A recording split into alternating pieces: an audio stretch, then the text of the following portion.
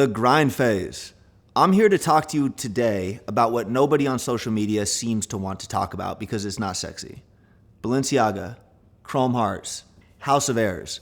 I'm about to put the nastiest montage up on the screen of my life. Celebrate like the championship. Celebrate like the championship. Celebrate like the championship. Celebrate like the championship. That's social media marketing.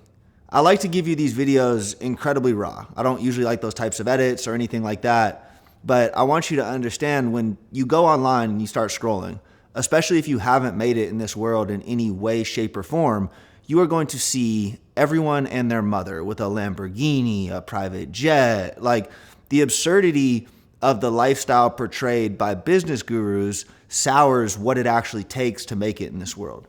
And I've tried to find that happy medium as Rob the Bank, where I had this entire existence before coming to social media. I built this company, I'll talk more about that, but then I have my marketing chops. And so when I'm wearing this, yes, I look fantastic. $70,000 chrome heart in my tooth, right? But the point is it captivates attention. So let me find that medium where I get your attention, but then I explain to you how things work and actually make your life better. So when you think social media marketing, that has skewed the grind phase of building a business. And I'm talking with a buddy on Twitter the other day, a guy I really respect, and he kind of makes it a habit of throwing these little shots every once in a while at the 17-year-old drop shipping kids who, every single one of them has a Lamborghini. If y'all understood how easy it was to actually obtain a Lamborghini, it would no longer be cool. All right, just period. There's little loopholes and stuff where you don't need that much money. So you have these young kids putting their net worth in Lamborghinis and other people's photos and basically portraying this image that they're some hotshot e-com kid. And I don't, to me, the game is game, right? Do your thing, whatever. They'll fade out. They'll get, whatever, right? But my main message with all of this has been, hold on, though. At the center of all of this, you can create Wi-Fi wealth with the motherfucking internet. All right, you don't need to be a doctor, lawyer, whatever to make stupid money. I mean, my thing has always been how do I make MBA money with this e-com stuff? All right, and that's how I look at it. And as social becomes more prevalent, that's why you see me create, as Rob the Bank, right? That's why you see me now. But I want to tell you again about the grind phase, about what it actually takes. And I'm going to take you back to the darkest days of genius, what actually goes into that, self-doubt, drugs, a lot of different stuff. Now, I want to tell you something first, though. My life here in Puerto Rico, when I'm growing, when I'm advancing, when I'm building, it's very unsexy. It is very unsexy. I wake up, I train very hard. I train very fucking hard. I eat, I get to work, maybe I walk on the beach. I often get some sun. I like vitamin D. Depending on where I'm at in my business side of things, I have the brands that I run, and then I have content days, but it's structured, it's routine. I get after it. When I am pushing very hard, I stimulant the fuck up. That could be nicotine, that could be caffeine. I try to avoid things like Adderall, but I'd be lying to you if I say I don't take those things, right? Dangerous, not good for you, and anxiety provoking, all sorts of things. Fucking with your dopamine, serotonin, not condoning drug use, but again, trying to be the guy that keeps it fucking real with y'all, okay? Because even Elon Musk, ketamine, Peter Thiel funded, the Super Olympics or whatever, where he wants to endorse drug use. Every military operation ever, they're using drugs. That's where Adderall, modafinil, that's where all these things came from, right? When you are trying to go, when you are trying to build, when you are in the grind phase, it is often by any means necessary. And again, I'm going to take you back to younger me. I'm 32 now, and I have my priorities, and I'm trying to build in a way that I want to check these specific boxes. And at this stage, it's become largely routine, so I need to take you back to old Robert. But I also want you to know that in this world, when you're in that grind phase, all that matters is my key goals right now. So I'm very locked in on, I've tied the fitness to my personal brand. I've tried to design my life where I get to live for a living. So that's work to me, right? I am going to stay in shape. I am going to hit fucking harder with my right hand. I am going to be able to throw the nastiest head kick.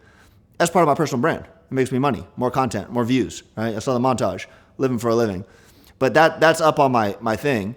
And then doing the work itself, running the brands, building infrastructure around my personal brand, right? It's not Rob the Bank, it's Rob the Bank Media. How can this be a media company? How can we distribute content?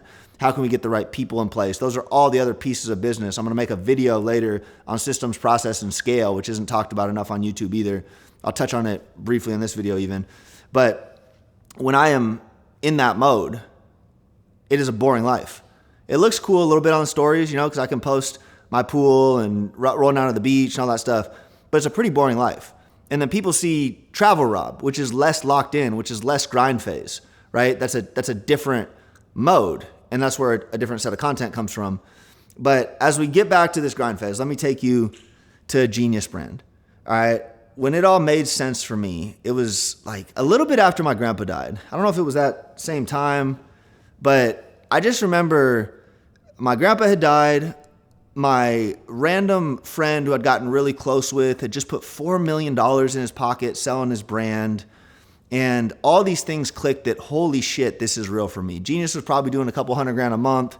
It still felt like a side hustle or like something that, it was cool. Like it was making me money. It was my own brand.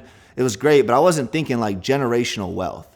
And I was still going to the gym a lot, right? Like LA Fitness was my relief.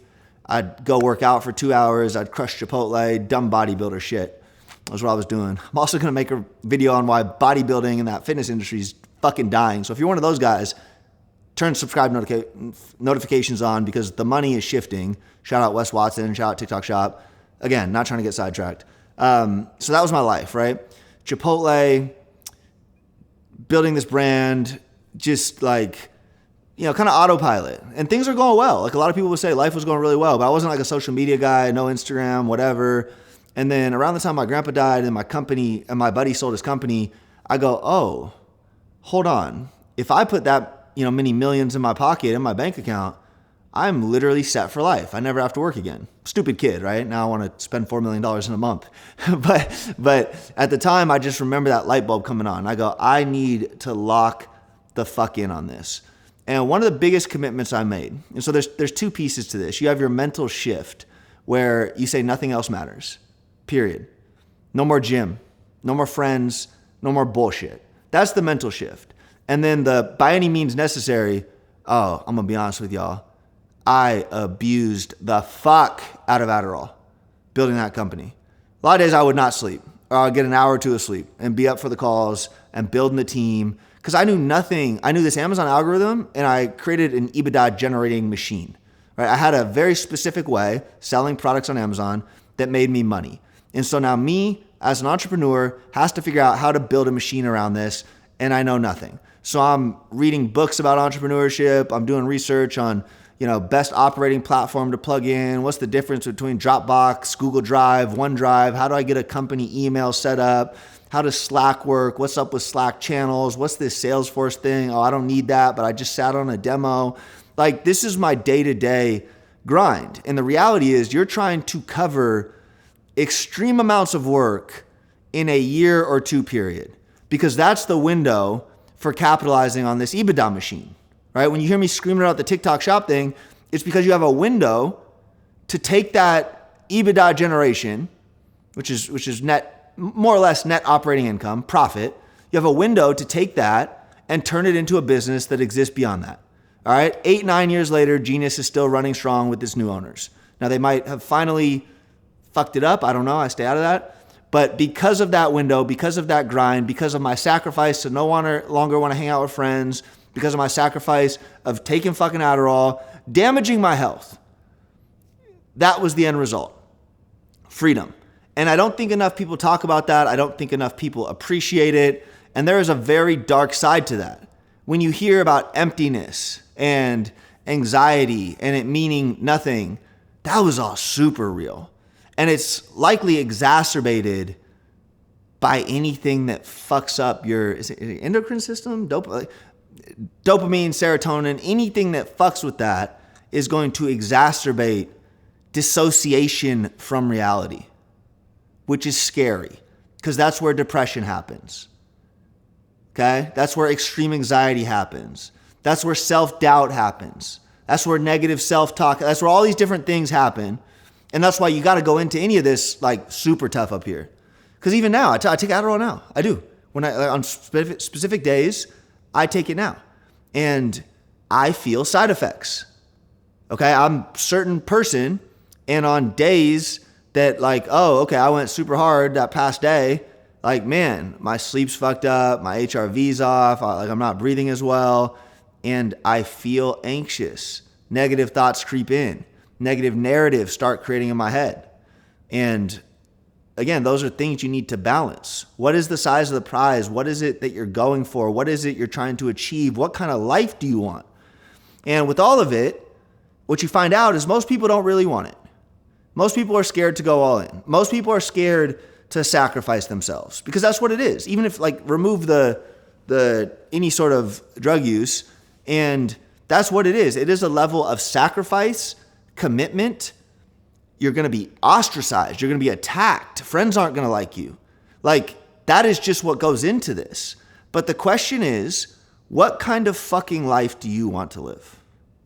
What kind of fucking life do you want to live? Okay? Because anything is possible. You can do anything. You can't do everything. But anything is possible. And we live in this era with the internet where there are so many different beautiful things you can accomplish. Okay? And so take from this video that there is a grind phase. And the grind phase is not forever. But the grind phase owns your fucking soul while it has you, and you don't know how long it's going to be. I'm building these brands now, right? There was a grind phase getting the portfolio from 0 to several million a month, and I didn't know how long that was going to take. When I was first in Puerto Rico, it took way longer than I thought. But you give yourself that, and you stay locked in, and ultimately, you will get what you want, one way or another. You will create that reality. You will manifest it. Stay strong. Stay locked in with Rob the Bank. And for real, I love y'all. We're creating a wave. It's a beautiful thing.